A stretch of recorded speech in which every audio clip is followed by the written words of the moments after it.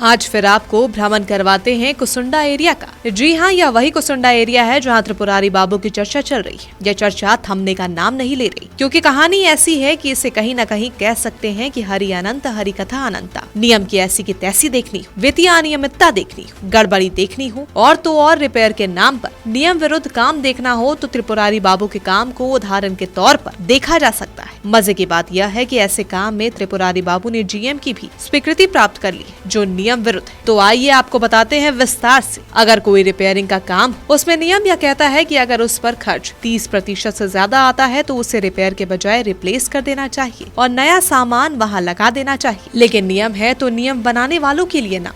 त्रिपुरारी बाबू को नियम से क्या मतलब?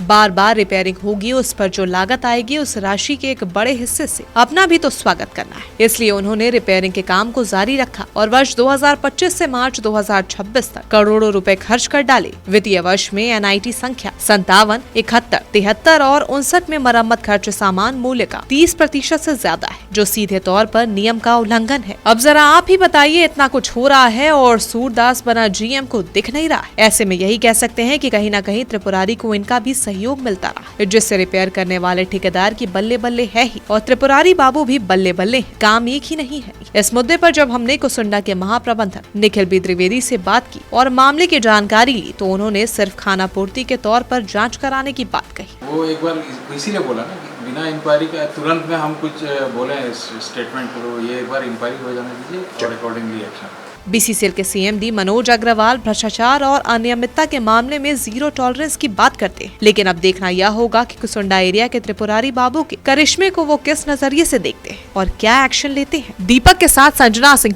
Live desk.